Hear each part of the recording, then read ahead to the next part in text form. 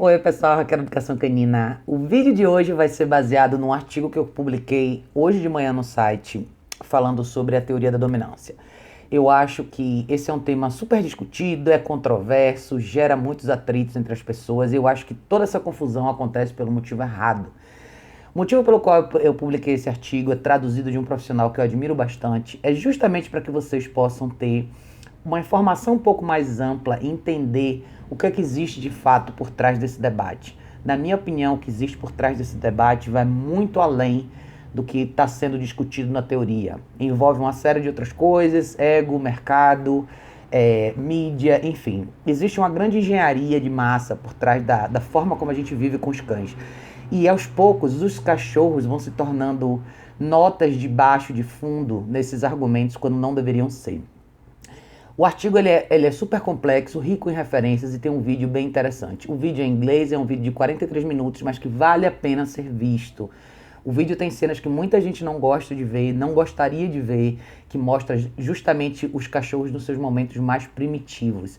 E eu acho que esse é o grande ponto quando as pessoas querem falar sobre teoria da dominância. A gente nunca pode esquecer quem os cachorros são como espécie, de onde eles vieram e o que eles apresentam de sinais até hoje. Novamente, para todos vocês que gostam de discutir sinais de apaziguamento, gostam de discutir sinais de calma, é importante vocês verem e saberem o que existe por trás disso.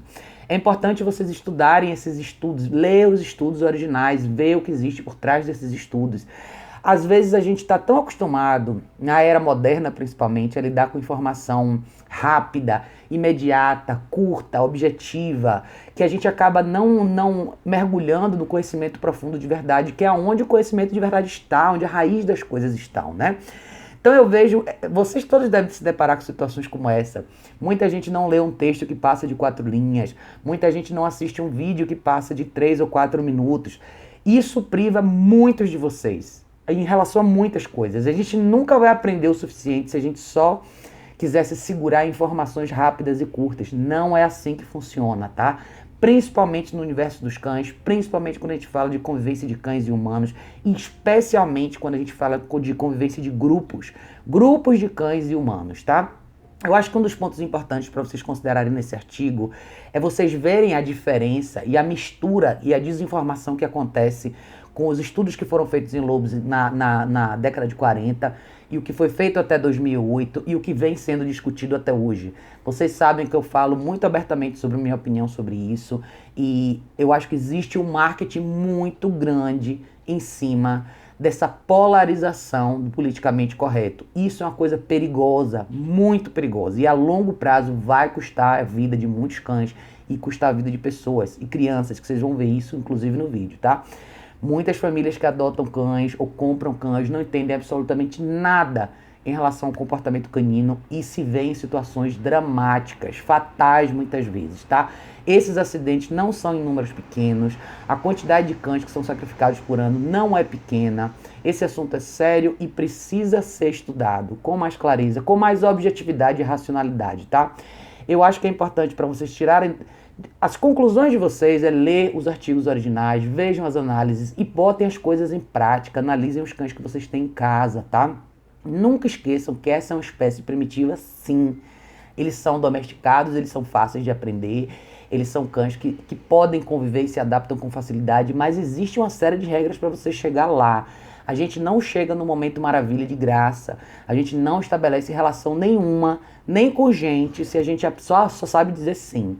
Se a gente aceita tudo, se a gente entra nesse modo meio de apatia e conivência e só querer agradar. Isso não funciona em espécie nenhuma.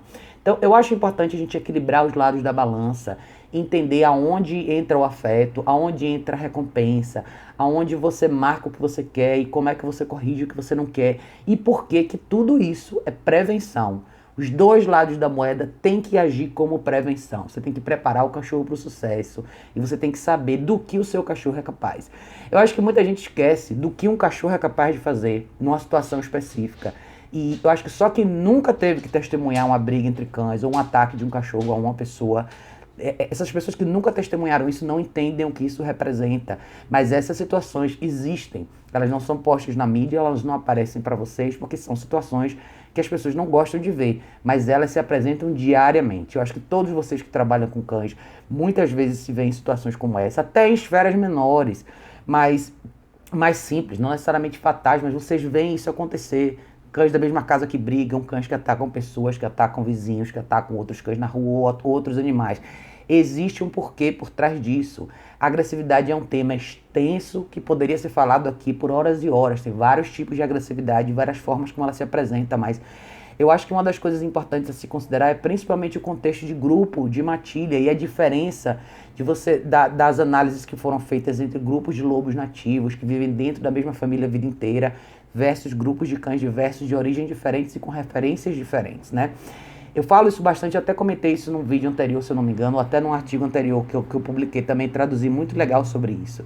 Eu acho que essas situações que vocês veem bastante de conflitos entre cães, tem muito dessa raiz sim, desses cães não pertencerem à mesma unidade, deles não terem a mesma referência. E muitas vezes isso acontece dentro da própria casa.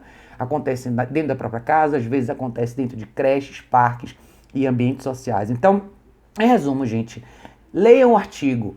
Leiam e ponham a emoção de lado, leiam o artigo inteiro. Olhem todos os links de referência e, se vocês quiserem, e eu realmente aconselho vocês, voltem e vejam os estudos originais.